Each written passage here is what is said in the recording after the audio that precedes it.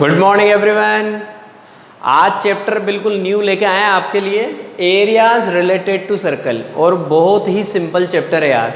पूरे चैप्टर में सिर्फ 2 फॉर्मूले हैं और कुछ भी नहीं करना है आपको। सबसे पहले तो अपन बात करेंगे यहाँ पे एक तो सेक्टर के एरिया के बारे में, फिर हम बात करेंगे यहाँ पे सेगमेंट के एरिया के बारे में। तो इसका मतलब हमें सेक्टर के बारे में पता होना जरूरी है, हमें सेगमेंट के बारे में पता होना जरूरी है। तो सेक्टर क्या होता है, बहुत सारे बच्चों को तो इसकी डेफिनेशन पता होगी, और बहुत सारे जो मेरे भरोसे रहते हैं ना उन्हें कुछ नहीं पता, मैं जानता हूँ। ठीक है, तो सबसे पहले आपको बताएंगे कि सेक्टर होता है क्या है। तो देखिए भाई, सबसे पहले तो मैंने ये सर्कल बनाया। इस सर्कल का सेंटर क्या है, ओ को मैंने ए से ज्वाइन किया तो क्या बन गई, रेडियस। ठीक है, ऐसे ही अगर मैं यहाँ पे एक पॉइंट और लेता हूँ बी, और इस ओ को बी से ज्वाइन कर देता हूँ तो ये भी क्या बन गई, रेडियस। ठीक है, तो इस सर्कल की रेडियस ओ ए आर है और ओ बी क्या है बच्चों, आर है। ठीक है साहब, अब यहाँ पे आपको ये जो दिख रहा है ना बेटा, ये जो लेंथ दिख रही है, दिस लेंथ, इस लेंथ को हम क्या बोलते हैं बच्चों, आर्क। क्या बोलते हैं, आर्क। ये तो याद है कि नहीं है भैया? कि ये भी याद नहीं हो तो कोई दिक्कत वाली बात नहीं है। ये the length between 2 points on a boundary of a circle, मतलब जैसे आपने क्या किया, ये सर्कल बनाया, सर्कल की बाउंड्री पे अगर आपने ये 2 पॉइंट लिए तो इन दोनों पॉइंट के बीच की जो लेंथ होती है ना बच्चों, इसको हम क्या बोलते हैं, आर्क। तो ए भी एक आर्क है आपके पास, और कैसा आर्क है, माइनर आर्क। क्यों? क्योंकि बचा हुआ ये जो आपको आर्क दिख रहा है ना, यहाँ पे एक काम करिए, सी पॉइंट लिख लीजिए ताकि आपके लिए कंफ्यूजन नहीं रहेगा। ए बी तो क्या है बच्चों, माइनर आर्क, और यहाँ से लेके बी सी ए ये क्या है, मेजर आर्क। तो आपको पहले तो ये बात पता होना जरूरी है कि आर्क क्या होता है। सर्कल की बाउंड्री पे कोई से भी 2 पॉइंट के बीच में जो कंटिन्यूअस लेंथ होती है दैट इज कॉल्ड आर्क। ठीक है, तो ए भी एक आर्क है, और कैसा आर्क है, माइनर आर्क। सर्कल में हमारे पास 2 बातें रहेगी, माइनर और मेजर। तो ये तो माइनर आर्क है, बचा हुआ रिमेनिंग क्या है बच्चों, मेजर आर्क है। ठीक है, अब आप देखिए ये जो आपको रीजन दिख रहा है ना, कौन सा region, the region between 2 radii and an arc, मतलब इस आर्क और इससे ये जो दोनों रेडियस जा रही है इनके बीच का जो रीजन होता है उसको बोलते हैं हम सेक्टर। तो this one is called sector, ये सेक्टर है। और कैसा सेक्टर है भाया, माइनर सेक्टर है। क्यों? क्योंकि इसका पार्ट है माइनर आर्क। ऐसे मजा आते हैं, तो इसको हम क्या बोलते हैं, इसको हम बोलते हैं माइनर सेक्टर। तो ये हमारा माइनर सेक्टर है। Why? Because minor arc is the length of this part. Clear है मेरी कहानी? तो अब आप देखिए, इसको तो हम बोल रहे हैं यहाँ पे बच्चों माइनर सेक्टर, और ये बचा हुआ ये जो आपके पास ये जो शेडेड पार्ट अगर मैं इसको कर देता हूँ, इसको हम बोलेंगे बच्चों मेजर सेक्टर। ठीक है, तो पहले तो मैंने आपको बताया कि माइनर सेक्टर क्या है, मेजर सेक्टर क्या है। अब बात करेंगे इसके बारे में, तो सेक्टर के एरिया के बारे में पहले पता तो लगे सेक्टर क्या होता है। ठीक है, तो सेक्टर का एरिया क्या होता है बच्चों, सबसे पहले आपको बड़ी शानदार बात बताता हूँ। सपोज यहाँ पे ये जो एंगल है, ये एंगल दिख रहा है ना आपको, ये वाली रेडियस, ये वाली रेडियस। ठीक है, इस एंगल को मैंने क्या बोला बच्चों, थीटा। इसको हम बोलते हैं सेंट्रल एंगल, मतलब जो सेंटर पे एंगल बनता है उसको हम क्या बोलते हैं, सेंट्रल एंगल। ये 9th क्लास में भी सिखाया था मैंने आपको। तो ये जो सेंट्रल एंगल है इसको मैंने क्या बोला बच्चों, थीटा। ठीक है, it means angle A O B, angle A O B की वैल्यू हमने क्या बोली बच्चों, theta, that is called central angle. तो ऐसी कंडीशन में अगर आपको ये एंगल थीटा पता है तो आप इस सेक्टर का एरिया निकाल सकते हैं। और सेक्टर का एरिया निकालने का फॉर्मूला बहुत सिंपल है, area equal to area of sector equal to, आप लिखेंगे theta upon 360 into pi R square. बड़ा सीधा सा फॉर्मूला है यार। सेक्टर का एरिया निकालने का फॉर्मूला है theta upon 360 into pi R square, where theta is central angle, where theta equal to central angle, मतलब जो सेंटर पे एंगल बन रहा है उसको हम बोलते हैं बच्चों थीटा। 360 डिग्री आपको पता ही है, 360 यहाँ पे फिक्स से पुट करना पड़ेगा, theta upon 360 degree into pi R square. Pi जो है आपको उसकी वैल्यू पता होती है, या तो क्वेश्चन में आपके पास पाई की वैल्यू 22/7 अगर वो नहीं कहता है तो आपको पुट करनी है, और अगर वो बोलता है पाई इक्वल टू 3.14 तो फिर आपको वही पुट करना है। और यहाँ पे आर क्या बोला है भैया, R equal to radius of circle. तो ये दोनों बातें मैंने आपके लिए लिख दी है। तो सबसे पहले तो आपको ये बात याद रखनी है कि अगर आप कभी भी सेक्टर का एरिया फाइंड आउट करना चाहते हैं तो आपको ये सेंट्रल एंगल पता होना बहुत ही कंपलसरी है। और फिर उसके बाद आप आपका फॉर्मूला अप्लाई करेंगे, what is the area of sector, area of sector equal to theta upon 360 into pi R square, where theta is central angle. आया कि नहीं आया मजा? अब ये आपने एरिया निकाला है किसका, माइनर सेक्टर का। देखते जाइए आप, मेरी बात बड़ी इंपॉर्टेंट है। आपने इस माइनर सेक्टर का, और माइनर सेक्टर का आप क्या नाम लिख सकते हैं, AOB, तो माइनर सेक्टर AOB का एरिया आपने कितना निकाला बच्चों, theta upon 360 into pi R square. अब आप किसका एरिया फाइंड आउट करना चाहते हैं? अगर अब आप इस मेजर सेक्टर का एरिया फाइंड आउट करना चाहते हैं तो सर्कल के एरिया में से माइनर सेक्टर का एरिया माइनस कर दीजिए। ये और मज़े आ गए। तो अब की बार आप किसके बारे में बात कर रहे हैं? एरिया ऑफ, वो तो आपने एरिया निकाला, किसका एरिया निकाला आपने? ये एरिया ऑफ सेक्टर। और कौन सा सेक्टर है वो? Minor sector. अब की बार आप किसके बारे में बात कर रहे हैं? Area of major sector. अगर आप मेजर सेक्टर का एरिया निकालना चाहते हैं तो सीधी सी बात है, सर्कल में तो ये पूरा सर्कल है, इसमें से आप इस वाले पार्ट की पिक्चर ख़त्म कर चुके हैं, तो बचा हुआ पार्ट कैसे निकालेंगे?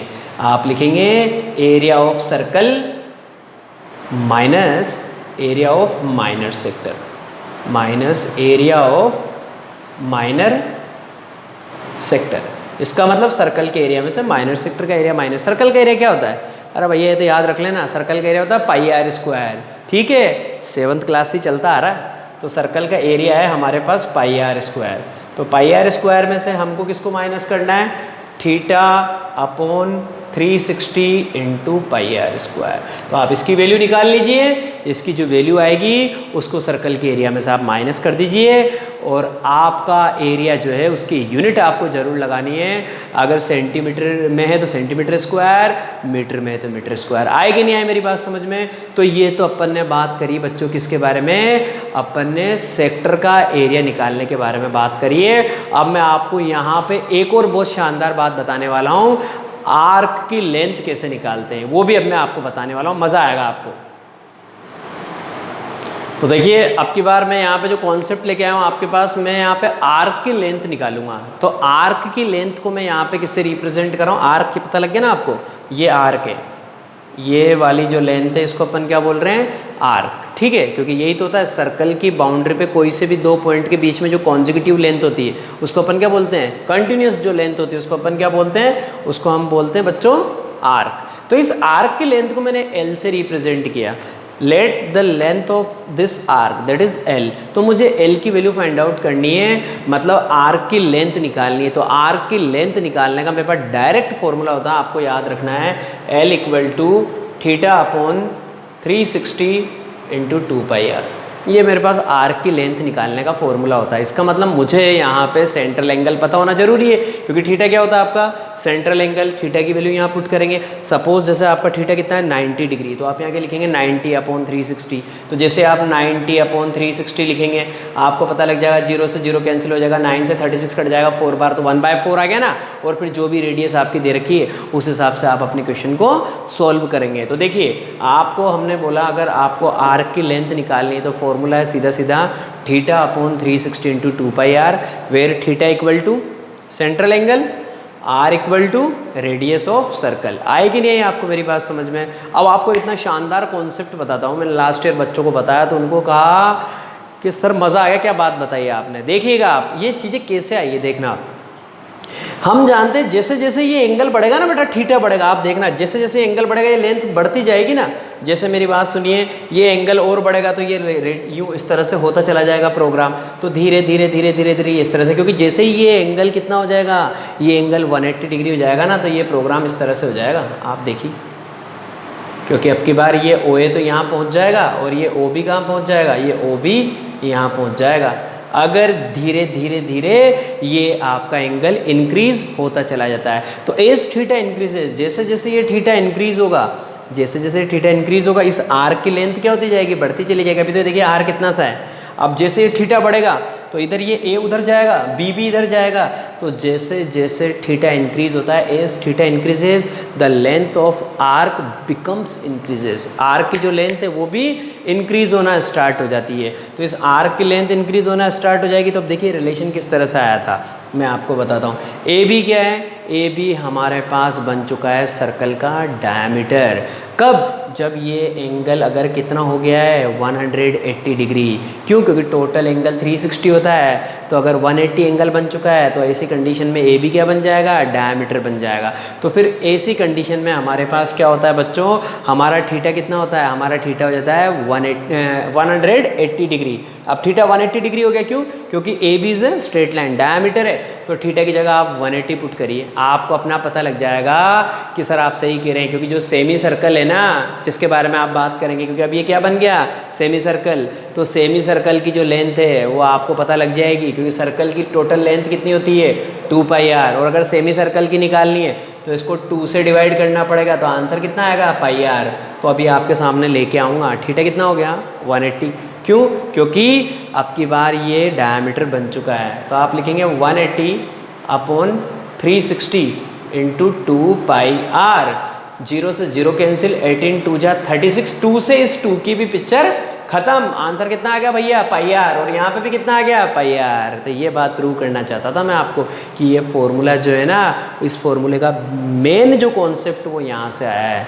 तो जैसे जैसे थीटा इंक्रीज होता है, जैसे जैसे ये थीटा इंक्रीज होगा वैसे वैसे इस आर्क की लेंथ बढ़ती चली जाएगी, ठीक है। और जैसे ये थीटा कितना हो जाता है बच्चों 180 डिग्री हो जाता है, तो ऐसी कंडीशन में आपका जो ये आर्क है ना बच्चों, ये आर्क क्या बन जाता है, ये बन जाता है सेमी सर्कल, क्योंकि एक सेमी सर्कल ये रहा और एक सेमी सर्कल ये रहा। और आप जानते हैं सर्कल की टोटल लेंथ कितनी होती है, सर्कल की टोटल लेंथ मतलब सर्कल की सरकमफेरेंस, तो सर्कल की सरकमफेरेंस होती है बच्चों 2πr। तो सर्कल की टोटल लेंथ तो मुझे बहुत पहले से पता है, टोटल लेंथ मतलब 2πr। और अगर हाफ के बारे में बात करेंगे मतलब सेमी सर्कल के बारे में बात करेंगे तो आंसर कितना आना चाहिए πr। तो प्रूव होना चाहिए ना यहाँ से, तो देखिए बात प्रूव हो तो रही है आपके लिए। तो आर्क की लेंथ निकालने का जो फॉर्मूला होता है वो होता है बच्चों θ/360 इंटू 2πr। आया कि नहीं आया मज़ा? अब आपको एक इतना शानदार रिलेशन बताने वाला हूँ मैं यहाँ पे, किसके बीच में, सेक्टर के एरिया के बीच में और आर्क की लेंथ के बीच में। बहुत ही गजब का रिलेशन है, ये आपको याद रखना है, आपके बहुत काम आएगा। अलग से आपको शॉर्ट ट्रिक सिखा रहा हूँ। द रिलेशन बिटवीन, किसके बीच में, रिलेशन बिटवीन, अच्छे से आप नोट डाउन कर लेना, अभी पहले मैं बता रहा हूँ। Relation between area of sector and length of arc. मतलब अगर आपसे कोई बोले कि इन दोनों के बीच में क्या रिलेशन है, तो हम उनके बीच में भी रिलेशन बता सकते हैं। जैसे मैं सेक्टर के एरिया को किससे रिप्रेजेंट कर रहा हूँ, ए से रिप्रेजेंट कर रहा हूँ, और आर्क की लेंथ को एल से रिप्रेजेंट कर रहा हूँ, तो ए = 1/2 LR। This is the relation between area of sector and length of arc. This one is relation A = 1/2 LR। और कैसे मैं प्रूव करके बता सकता हूँ, मतलब एरिया किसके इक्वल आना चाहिए, 1/2 LR के इक्वल आना चाहिए। और A जो है मतलब सेक्टर का एरिया, वो आपको पता है क्या होता है बच्चों, θ/360 इंटू πr²। ये सेक्टर का एरिया होता है। इसका मतलब ये किसके इक्वल आना चाहिए, ये आना चाहिए 1/2 LR के इक्वल आना चाहिए। ठीक है साहब, 1/2 LR के इक्वल आना चाहिए। तो ये तो रहा 1/2, L का मतलब θ/360 इंटू 2πr। ये आ गया L का मतलब θ/360 इंटू 2πr। और R जो है इसको यहाँ रखना ही, ये रखा मैंने R को यहाँ पे। इसके बाद देखिए आप, ये आपको 2 से 2 की पिक्चर कैंसिल होती हुई नजर आ रही है। θ/360 into πr into r, πr²। Answer क्या आ गया, θ/360 इंटू πr²। और यही तो भैया क्या होता है, यही तो हमारे सेक्टर का एरिया होता है, θ/360 इंटू πr²। तो मैंने ये भी आपको प्रूव करके बता दिया। तो आपको ये बड़ी इंपॉर्टेंट बात है, कोई नहीं बताएगा जो मैंने आपको बताई है। What is the relation between area of sector and length of arc, that is A = 1/2, A = 1/2 LR, where A = area of sector, L = length of arc, और R का तो यार आप अच्छे से जानते हैं, रेडियस ऑफ सर्कल। आया कि नहीं आया मज़ा? ठीक है, अब आज की क्लास में मैं आपको ये पूरी पिक्चर ख़त्म कर दूंगा ए रिलेटेड टू सर्कल से, जितनी भी हमारे पास बातें आएगी यहाँ पे। अब हम बात करेंगे सेगमेंट के बारे में। तो पहले मैं आपको बताऊंगा सेगमेंट होता क्या है, फिर मैं सेगमेंट के एरिया का आपको आज डेरिवेशन भी बताऊँगा। फॉर्मूला तो बताऊँगा इसी, लेकिन मैं आपको उसका पूरा डेरिवेशन बताऊँगा। ठीक है, अब आप देखते जाइए। अब इतनी गजब की बात बताने वाला हूँ मैं आपको कि आपको मज़ा आ जाएगा। आप देखिए, हम बात करेंगे सेगमेंट ऑफ सर्कल के बारे में, और हम यहाँ पे निकालेंगे सेगमेंट का एरिया। तो सबसे पहले तो भैया ये आपको टर्म एक्सप्लेन कर देता हूँ कि सेगमेंट का मतलब क्या होता है। हालांकि 7th में आ चुका है, लेकिन फिर भी बता रहा हूँ। तो देखिए सेगमेंट क्या होता है। सबसे पहले तो मैंने ये सर्कल बनाया भाई, ये सर्कल का सेंटर है O, और उसके बाद आपने यहाँ पे एक पॉइंट लिया P और एक पॉइंट लिया Q। तो PQ क्या है बच्चों, माइनर आर्क। ठीक है, यहाँ पे लिख दीजिए आप S, ताकि आपको पता लग जाएगा QSP, ये तो क्या है, मेजर आर्क। और पी क्यू क्या है बच्चों, माइनर आर्क। आर्क से ही चलती सारी बातें। अब जैसे ही मैं इस पी को क्यू से ज्वाइन कर दूंगा, तो देखिए मैंने पी को क्यू से ज्वाइन कर दिया, ऐसा करते ही कोड बन गई पी क्यू। तो क्या होता है, the region between this code and this arc, मतलब इस आर्क और इस आर्क के जो एंड पॉइंट है उनको ज्वाइन करने पे जो कोड बनती है, इनसे जो रीजन बनता है that is called segment. It means this one is called minor segment. इसको हम क्या बोलेंगे बच्चों, माइनर सेगमेंट। और डेफिनेशन क्या हो गई, the region between an arc and the corresponding code. Corresponding code का मतलब इस आर्क के एंड पॉइंट को ज्वाइन करने पे जो कोड बनेगी, इन दोनों के बीच का रीजन, इस आर्क और इस कोड के बीच का जो रीजन होता है उसको हम क्या बोलते हैं बच्चों, सेगमेंट। ये सेगमेंट की डेफिनेशन है। तो ये तो क्या आ गया मेरे पास, माइनर सेगमेंट। और अब मैं इस पूरे को जैसे ही शेड करूँगा तो वो क्या आ जाएगा मेरे पास, मेजर सेगमेंट। अब काम की बात ये है, देखिए आपने जैसे ही ओ को पी से ज्वाइन किया, ओ को क्यू से ज्वाइन किया, आपको क्या मिलती है, रेडियस। ठीक है सर, ये आर है, ये आर है, हो गया हमारा काम। आप क्या बोलते हैं कि ये पी ओ क्यू क्या है, सेंट्रल एंगल। इसको आप क्या बोलते हैं बच्चों, इसको आप बोलते हैं थीटा। पी ओ क्यू आपका सेंट्रल एंगल, इसको आप क्या बोलते हैं, थीटा बोलते हैं। ठीक है साहब, तो ये एंगल आपका थीटा है। अब आपको जब डायरेक्ट फॉर्मूला यूज़ करना है एग्जाम में, तो वो तो मैं आपको अभी के अभी बता रहा हूँ, लेकिन ये फॉर्मूला आया कैसे, इसका डेरिवेशन इसके बाद मैं आपको एक्सप्लेन करूँगा। तो आपको फॉर्मूला तो याद रखना है भैया, क्योंकि एग्जाम में तो क्या है, क्वेश्चन आएगा तो सीधा ये फॉर्मूला फिट करना है तेरे को। लेकिन अगर कभी आपसे पूछा जाए कि यार सेगमेंट का एरिया ही निकाल के बताओ, तो हम रहना यार, अपन किस काम आएंगे, सेगमेंट का एरिया निकालेंगे आज। तो सबसे पहले तो फॉर्मूला याद रखिए, area of segment equal to, ये माइनर सेगमेंट के बारे में बात चल रही है, आर स्क्वायर कॉमन ब्रैकेट के अंदर pi theta upon 360 minus sine theta by 2 cos theta by 2। Theta आपको पता ही है सेंट्रल एंगल है, उसका हाफ करेंगे तो थीटा बाई 2 आ जाएगा।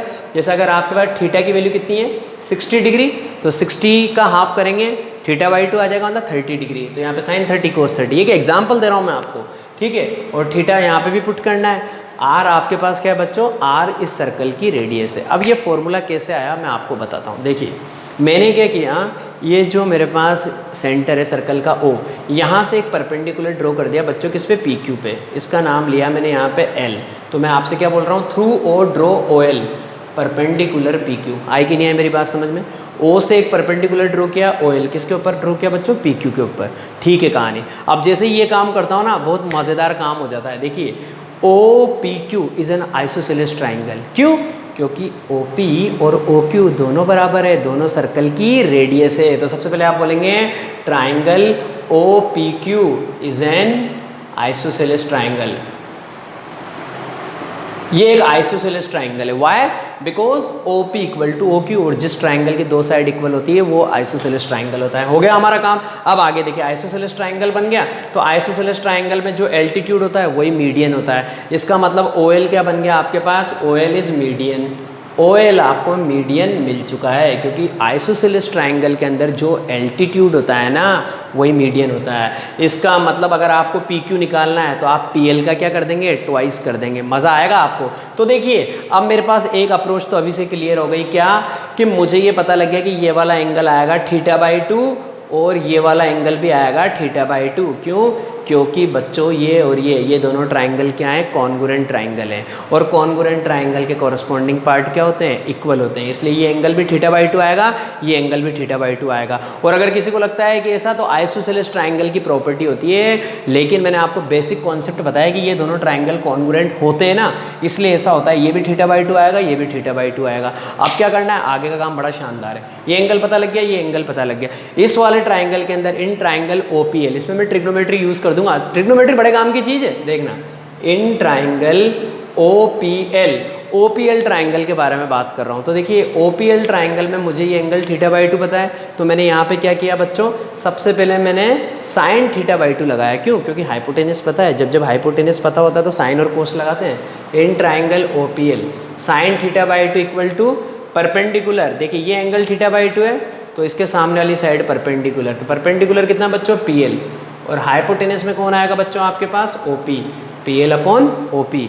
तो साइन थीटा बाई 2 की वैल्यू मुझे मिल गई कितनी, पीएल जो है बच्चों वो रहा यहाँ पे पीएल। और ओपी कितना है बच्चों, ओपी है आपके पास सर्कल की रेडियस। तो पीएल की वैल्यू मिल चुकी है। पीएल कितना आ जाएगा, आर इधर क्रॉस मल्टीप्लाई में चल जाएगा, PL equal to R sine theta by two, ये पी एल की वैल्यू आ गई R sine theta by two. अब आ जाइए आप, जैसे आपको ये मिला पी एल, ऐसे आप इस ट्रायंगल में वापस लगाइए कोस थीटा बाई टू। तो अब की बार आप लिखेंगे कोस थीटा बाई टू। कोस क्या होता है? Base upon hypotenuse. तो अगर ये परपेंडिकुलर है तो ये बेस है, तो आप क्या लिखेंगे? O L upon O P, और कोस थीटा बाई टू भी मिलने वाला है। Cos theta by two equal to O L upon O P, तो ओ एल तो ओ एल है और ओ पी आपकी सर्कल की रेडियस है। तो ओ एल भी मिल चुका है, कितना? R cos theta by two. जैसे इधर मल्टीप्लाई होगा तो O L equal to R cos theta by to.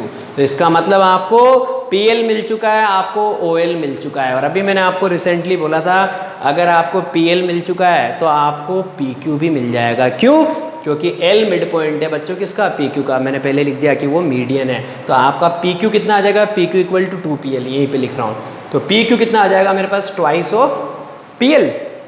इसका मतलब इस वैल्यू को 2 से मल्टीप्लाई कर दो तो P Q equal to 2 R sine theta by two, ये हो चुका है। अब आएंगे जिंदगी के मजे। ये देखिए पी क्यू पता लग गया 2 R sine theta by two, O L पता लग गया मेरे पास R cos theta by two. ये काम क्यों किया अब मैं आपके सामने बताने वाला हूँ। तो अब आप देखिए, अब आपको अब आएगा मज़ा। मुझसे अभी रिसेंटली 2-3 बच्चों ने बोला कि सर आपने ये प्रोग्राम क्यों किया, इसकी क्या ज़रूरत थी? अरे इसी की तो ज़रूरत है। देखिए क्यों, आपको इस सेगमेंट का एरिया निकालना है। तो इस सेगमेंट का एरिया कैसे निकलेगा? इस सेक्टर के एरिया में से देखिए आप इस ट्रायंगल का एरिया माइनस कर दीजिए, क्योंकि ये देखिए इस तरह की पिक्चर हो रही है। आपको क्या करना है, ये पहले हमने सेक्टर दे रखा था ना, और आप किसका एरिया निकालना चाहते हैं? नीचे वाले पार्ट का एरिया निकालना चाहते हैं। तो इसका एरिया कैसे निकाल सकते हैं? आप इस टोटल एरिया में से इस ऊपर वाले ट्रायंगल का एरिया माइनस कर दीजिए। तो सेगमेंट का एरिया निकालने की कहानी कितनी शानदार है कि सेक्टर के एरिया में से आपको ट्रायंगल का एरिया माइनस करना है, और ट्रायंगल का एरिया होता भैया हाफ बेस इनटू हाइट। तो ये जो ट्रायंगल है ना ओ पी क्यू, इस ट्रायंगल ओ पी क्यू का बेस कितना है भैया? पी क्यू, इसलिए पहले पी क्यू निकाला। और इस ट्रायंगल ओ पी क्यू की हाइट कितनी है? ओ एल, इसलिए मैंने ओ एल भी निकाला। आया कि नहीं आया मज़ा? ठीक है, अब करते हैं हमारा काम। तो सेगमेंट का एरिया निकालने के लिए हम क्या करेंगे? सेक्टर के एरिया में से ट्रायंगल का एरिया माइनस कर देंगे। ठीक है, सेक्टर के एरिया का फॉर्मूला आपको पता होता ही है, क्या होता है? Theta upon 360 into pi R square, minus triangle का एरिया का formula half base into height, half base into height. Base कितना है बच्चों? बेस है मेरे पास ओ एल, और हाइट है मेरे पास कितनी? बेस है सॉरी मेरे पास पी क्यू, और हाइट है ओ एल। तो इनकी वैल्यू पुट कर देता हूँ। 1/2 बेस की जगह क्या आ जाएगा? 2 R sine theta by two into height. Height कितनी बच्चों? R cos theta by two. ये मैंने कर दिया यहाँ पे प्रोग्राम। तो सेगमेंट का एरिया निकालना है, तो सेगमेंट का एरिया निकालने के लिए क्या ट्रिक याद रखनी है दिमाग में कि हमको सेक्टर के एरिया में से ट्रायंगल का एरिया माइनस करना है। सेक्टर के एरिया का फॉर्मूला ये रहा, ट्रायंगल के एरिया का फॉर्मूला होता है हाफ बेस इंटू हाइट। ये बेस है और ये हाइट है। अब आप देखिए बच्चों, ये 2 से तो 2 की पिक्चर खत्म हो गई, यहाँ तो कुछ नहीं हो सकता, तो यहाँ तो एज इट इज़ रहेगा theta upon 360 into pi R square. चलना तो रहेगा, तो मैं क्या करूँ? ठीक है, इसके बाद देखिए 2 से 2 कट गया, ये आर है ये भी आर है, R into R, R square, R square. Sine theta by two को कोस थीटा बाई टू से करेंगे तो ऐसा कैसा रह जाएगा? Sign theta by two cos theta by two. अब आपके पास ये जो लिखा हुआ है ना फॉर्मूला, ये आने वाला आ गया। ये देखिए इन दोनों में क्या कॉमन है? इसके अंदर भी आर स्क्वायर, इसके अंदर भी आर स्क्वायर। तो दोनों में बच्चों हमारे पास क्या कॉमन आ गया? आर स्क्वायर कॉमन आ गया। ठीक है साहब, अब आप ब्रैकेट बना दीजिए। यहाँ तो क्या बच रहा है? यहाँ तो बच रहा है पाई और थीटा ऊपर तो, और अपॉन में क्या भैया? 360 डिग्री। ये आ गया, माइनस की जगह माइनस लगा दिया। अब इधर क्या बच रहा है? इधर ये दोनों बच रहे हैं sign theta by two cos theta by two. ये हो गया आपका प्रोग्राम। आया कि नहीं आया मज़ा? तो ये जो फॉर्मूला है ये आपको याद तो करना है डायरेक्ट, क्योंकि अगर एग्ज़ाम में आपके पास कोई सा भी क्वेश्चन आता है तो उसमें इस डेरिवेशन की कोई वैल्यू नहीं है, उसमें तो बस इसी की वैल्यू है कि आपको याद क्या है। तो सेगमेंट का एरिया निकालने का फॉर्मूला होता है बच्चों आर स्क्वायर, फिर ब्रैकेट बनाई, उसके अंदर लिखे pi theta upon 360 minus sine theta by two cos theta by two. और अगर आपको एक शॉर्ट ट्रिक दिमाग में याद रखनी है तो आप याद रखिएगा कि अगर कभी भी सेगमेंट का एरिया निकालना होता है ना, तो हम सेक्टर के एरिया में से ट्रायंगल का एरिया माइनस कर देते हैं। ये फ़ोटो अपने दिमाग में फिट कर लेना, अपने आप आपको कोई दिक्कत ही नहीं आएगी। ये देखते से ही पता लग जाता है कि भैया निकालो इस सेक्टर का एरिया और फिर इस ट्रायंगल का एरिया, और दोनों को कर दो माइनस। ठीक है, इसलिए ये इतने पापड़ बेलने पड़े बेटा। आप पूछ रहे थे ना कि सर ये प्रोग्राम क्यों किया, क्योंकि मुझे ट्राइंगल का बेस नहीं पता था, मुझे ट्राइंगल की हाइट नहीं पता थी, लेकिन मुझे तो ट्रिग्नोमेट्री आती है। अब अगर मुझे ट्रिग्नोमेट्री आती है तो फिर मैं अपना काम स्टार्ट कर देता हूँ, फिर मैं रुकता नहीं हूँ। कोई रोकता है तो भी नहीं रुकता हूँ, क्यों? क्योंकि मुझे तो क्वेश्चन करना है यार। तो ये हो गया हमारा प्रोग्राम। आए कि नहीं आए आपको मेरी बात समझ में? ठीक है, अब कल हम इनसे रिलेटेड क्वेश्चंस करेंगे। तब तक आप एंजॉय करिए, अच्छे से रहिए, बाकी कल मिलेंगे।